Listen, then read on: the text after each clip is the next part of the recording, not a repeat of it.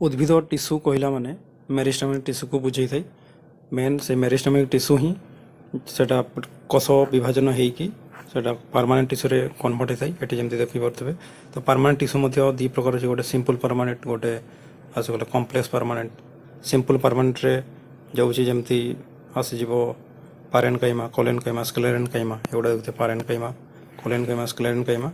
पारेनकाइमा हूँ जो फुड को स्टोरेज करने काम करता बेले जोटा हूँ कोलेनकाइमा और स्क्लेरेनकाइमा से गछ को फ्लेक्सिबिलिटी एवं जो बाहर आवरणटा जो स्ट्रंगनेस से देती आमती जोटा कम्प्लेक्स परमानेंट जो देखिए जाइलेम और फ्लोएम जो मैंने कि ट्रांसपोर्टर काम करते देखिए जो नील कलर ये कलर दी जाइए यहाँ हूँ जलपाई जल ट्रांसफर कर जो जाइलेम टिश्यू आ गए जोटा फ्लोएम टिश्यू जोटा कि खाद्य जो गचरे तैयारी हुए आलोक शोषण प्रक्रिया द्वारा ताहा प्रत्येक गचर पार्टर प्रत्येक अंश को पहुँची थे हूँ फ्लोएम टिश्यू माध्यम।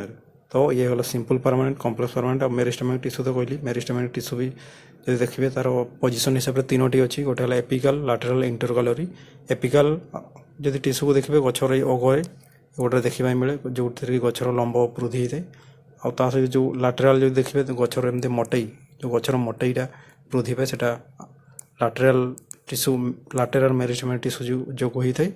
आ गए इंटरकलर ये जो मेन जो गचर कांडर जो डाल बाहर ये जो गंठी गंठी भाया देखुए बाउंस गचर जोटा क्लीयर देखा पड़े जो गंठी गंठी जगह गुड़ा गोटे पत्र बाहरी थे से इंटरकलरी मेरिस्टेमिक टिश्यू देखा मिलता है। तो यह विषय डिटेल क्लास चढ़ी आप चेक करेंगे अधिक जानापी।